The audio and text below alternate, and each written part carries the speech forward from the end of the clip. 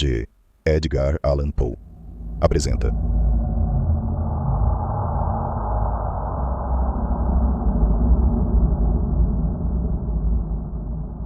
O Poço e o Pêndulo. Boa noite, professora. Meu nome é Eduarda Alves, sou do segundo B, e hoje eu vou falar um pouquinho sobre o autor e poeta Edgar Allan Poe, e eu vou falar um pouquinho sobre ele.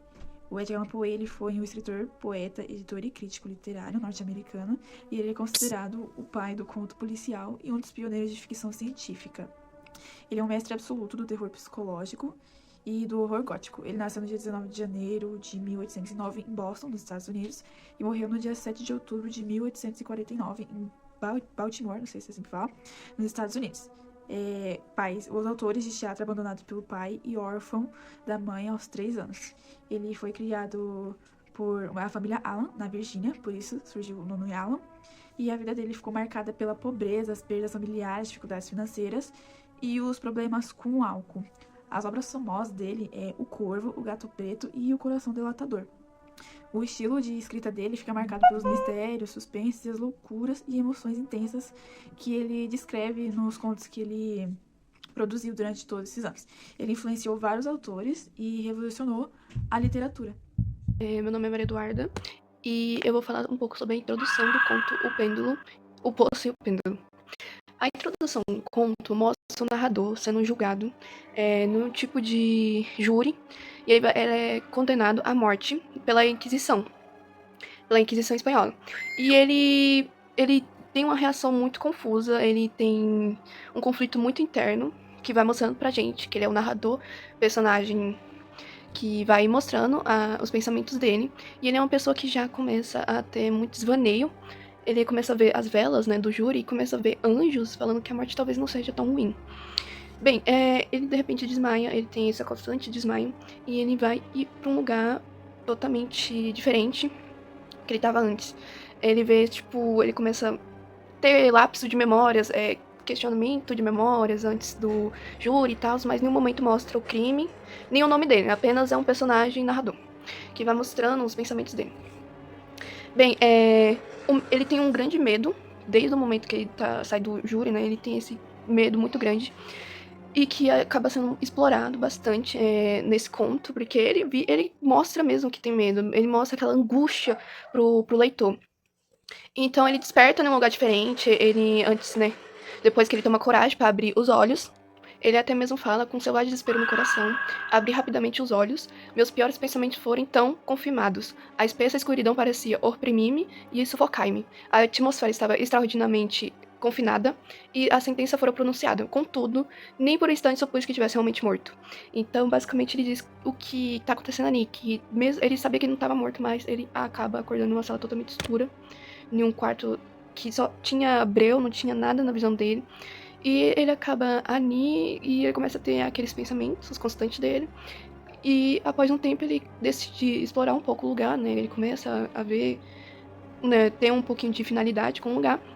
Até que ele encontra o poço, mas o encontro com o poço e ele é quase um teste da morte dele, já que quando ele quase cai dentro do poço, e quando ele percebe que realmente aquele ali era o poço, aquele que tava ali na frente dele, ele percebe que aquilo ali é uma tortura, que aquilo ali era o destino dele, que era como ele ia morrer, ou antes ou depois. E o começo já mostra essa angústia do personagem, mesmo ele não abrangendo muito, né, a história no começo, ele ainda traz aquela angústia já desde o começo, assim, que é a sentença dele. E vai mostrando também o ambiente, que dá mais aquela, não só, assim, aquele terror pro personagem, mas pra gente também. E isso que traz muito no conto. O constante pensamento, a constante narração do lugar, né, do espaço, que não é exatamente, como tivesse móvel, mas sim, o escuro, um poço aleatório, que isso realmente dá muito medo na gente, quando a gente imagina. Então, o autor, o Alan Poe, pega muito nesses pontos. Olá, sou Isabela Cristiano, do segundo B, e eu vou falar sobre o conto de Edgar Allan Poe, o conto O Poço e o Pêndulo, e o que a Inquisição Espanhola envolve o conto, do porquê a Inquisição Espanhola envolve o conto, e do porquê Edgar Allan Poe usa tanto o terror psicológico para descrever ao autor o que o personagem estava passando nesse período de 1478. A Inquisição Espanhola foi um tribunal católico estabelecido de 1978 para combater a heresia, mas também serviu a propósitos políticos de consolidar o poder da monarquia espanhola. Todo esse contexto traz à tona do porquê o personagem, no começo do livro, ter lapsos de memória de um julgamento, onde ele também estava frequentando esse julgamento, já que ele era o julgado. E do porquê, no final do livro, mostrar ele sendo liberto por tropas francesas após a invasão de Toledo, que era onde estava acontecendo a Inquisição Espanhola, já que era uma cidade da Espanha. Nesse meio tempo que está acontecendo essas coisas fora das celas, onde o personagem está habitando ali, no meio da história, é colocado lapsos de informações como o julgamento, como era a cela, não mostra do porquê está ali, além do que está acontecendo no período de tempo, demonstra ter outros carcereiros ali, mas não o porquê de eles estarem ali, mas sim que eles iria acontecer ali uma morte em praça pública ali há poucos dias, e isso mostra do porquê o protagonista tá tendo surtos, náuseas e ali constantes lapsos de memória, inclusive na história. Em todo momento do livro, a gente não sabe se o narrador, o personagem, que a gente não sabe o nome ainda, a gente não sabe se ele vai ou não sucumbir à sua própria morte. Porque ali ele tá vulnerável, ali onde ele tá habitando. Ele fala que as paredes tinham mofos, tinha goteiras, que ali tinham ratos, som de água ali, aonde ele tá perto. Que aonde ele está perto tem um poço, que ali faz uma interligação com o título ali específico, que é o Poço e o Pêndulo, e um pêndulo em cima, aonde tá ali o poço. Aí o personagem pega e fala sobre que tinha ratos ali dentro, ele acaba olhando assim e fala assim que ali tem muita profundidade para a sua morte, que ali os generais que colocaram ele naquela cela, exclusivamente naquela célula, e já estava programando a sua morte, e ali ele tem um dos seus primeiros surtos, que é desejar ali, cair ali, mas ali pelo medo, pelo horror, ele dá 2 passos para trás e acaba vendo o pêndulo. E ali ele tem a sua primeira interligação com religiões, já que ele pega e diz que o pêndulo ali, a lâmina do pêndulo, quando ela é curvada para cima, ela parece o chifre do diabo. E ali ele pega e fala que a transição de tempo é psicológico, trazendo a sensação de que estávamos lá. Além de que o narrador, ele explica a todo momento cada pequena coisa, explicando sobre o pêndulo, trazendo a sensação de que do que ele traz para ele, assim como que ele colocou em um das suas frases, falando: o seu auxiliar está breve. É claro, lento auxiliar do pêndulo aumenta quase 1 metro e, por conseguinte, sua velocidade estava maior.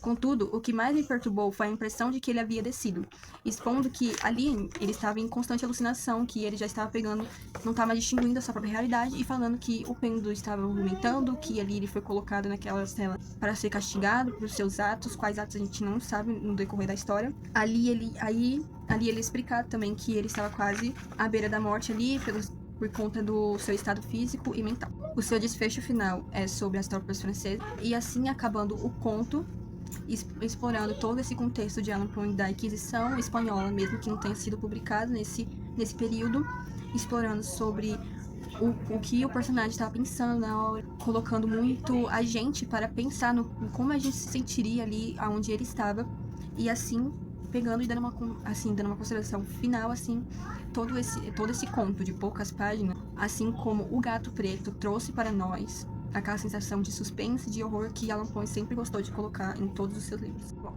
agora eu vou falar sobre a análise de tempo. E, bom, a história ela se passa durante o período histórico da Inquisição, e o tempo da narrativa é curto, ele fica dividido entre horas e dias, mas como ele é vivido de forma muito intensa, de forma que mexe muito com o psicológico do narrador, ele acaba parecendo durar mais tempo, parece que é um tempo mais longo, por conta do medo e da tortura que o narrador acaba sentindo ali no meio do conto. Então, por isso que ele acaba se tornando mais intenso, só que a narrativa é curta. E é isso. Oi gente, eu sou a Fernanda, e agora eu vim contar um pouco sobre os personagens principais que compõem a história. De principal mesmo, de primeira, a gente já tem um protagonista, que em nenhum momento é citado o nome dele de maneira direta, e se enfatiza para que a gente entre no conto com mais facilidade, principalmente por ele ser um narrador personagem em primeira pessoa. Então a gente analisa todo o ambiente que ele descreve e entra dentro do conto como se fosse ele. Então, isso também ajuda pra gente entender como que ele pensa e praticamente a gente vai enlouquecendo junto com ele. E a gente entende o porquê que aquele ambiente tá deixando ele louco e a forma que ele tá enfrentando toda aquela loucura. Bem, a gente também tem os personagens secundários, que no caso são os juízes, que são importantes, já que eles basicamente são o poder absoluto dentro do conto. Principalmente na época de Inquisição, já que nessa época a igreja perseguia pessoas que negavam ou se desviavam da fé cristã e sentenciavam ela à tortura ou até mesmo a pena de morte, que no caso é o que ocorre com o protagonista. E a gente percebe que ele tem um medo, de acordo com a fala dele, né? Já que ele fala que eles... No caso, né? Quando eu li, eu vi que ele enfatiza muito e da forma que ele descreve, pelo menos, é como se desse um medo, sabe? Porque ele fala que eles estão com aquelas roupas escuras e uma pele muito pálida, assim, que até é mais pálida do que a folha que ele escreve. Então, pra mim, já dá pra imaginar como se fosse um bicho, assim, né? Ainda mais como ele tava sendo torturado e deve já estar no auge da loucura, ele deveria estar com muito medo daquelas faces. Por último, não menos importante, a gente tem um dos personagens mais principais pra trama, que é o General Lassalle. Que ele aparece bem no finalzinho do conto, mas é ele que salva o protagonista de toda aquela tortura e ele basicamente impõe que é um fim na Inquisição. Já que ele o salva, né, naquele último segundo, e dentro do conto ele representa aquela força e... como se fosse um herói ali dentro da Inquisição.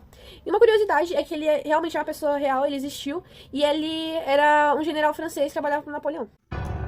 O Poço e o Pêndulo, ele pertence ao gênero literário romantista, onde insere o romântico sombrio, que é onde o Edgar Allan Poe mais clica na tecla, que é o romantismo sombrio, dado ao movimento gótico. Mesmo que o romantismo gótico, ele é mais explorado na parte do amor gótico, onde a pessoa morre de amor, onde a pessoa tem aquele sentimento de sombrio, que ela morreria por você, coisas do gênero. Aqui é explorado mais a parte psicológica do romantismo gótico, a parte onde demonstra mais um apreço pela morte, onde o que os personagens pegavam e falavam sobre.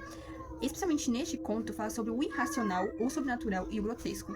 O conto explora intensamente o suspense, porque nesse suspense a gente pega e fica se perguntando na hora o que vai acontecer, do que o personagem está falando, se o que ele estava pegando, divagando, eram pensamentos dele ou o que estava acontecendo na real, assim como aconteceu em O Gato Preto. Neste conto, a tortura moral e a física, a gente fala sobre a tortura moral e a física por conta que ali, como está em um julgamento e uma sentença, e que ele sabe que após a sentença ele poderia ali ser executado em praça pública, o que era dado na época, além de pegar e mencionar ali que era um tempo mais monárquico, então o personagem ali, ele explora esse processo que lentamente vai o desgastando. E desgastando o leitor, né? Por conta que o leitor vai lendo, vai desgastando ali, aí naquela leitura, as palavras, e ele vai ali se absorvendo e vai ali se colocando ali naquele personagem, assim como o Poe gosta de fazer. Colocando o leitor na pele do personagem com as palavras detalhadamente do que estava acontecendo, o que o personagem, mesmo sendo em primeira pessoa, estava pensando, divagando, e ali o seu descontrole mental, a sua unidade ali. Em uma das frases ele coloca: recordo-me de uma sensação de letargia e unidade, então tudo é loucura, que se ocupa de coisas proibidas. Ali, quando ele está perto do poço, ele vai pegando e falando. Quando ele vai, em alguma dessas frases, ele vai representando, entendeu? O poço, ali pra si, e o que o Poço quis passar para o personagem, para o leitor, que foi uma linha tênue entre a vida e a morte, já que quando o personagem ali, que não é denominado o nome, o narrador, quando ele se coloca ali perto do poço e vê o poço e vê a profundidade, ele sente sons de rato, colocando aquela agonia no leitor, se ele vai ou não se jogar, se ele vai sucumbir ao seu desejo de morte, já porque ele sabe que ele vai ali aos poucos, se ele não morrer em praça pública, ele morre ali por conta das situações precárias que os cidadãos ali enfrentavam naquelas celas. Ele vai vendo ali e ali tem uma linha tênue entre a vida e a morte. E quando ele pega e olha pra cima e vê o pêndulo pegando e remetendo ao diabo, ele pega e coloca em umas frases que o inferno estava vindo buscar, que era Hades.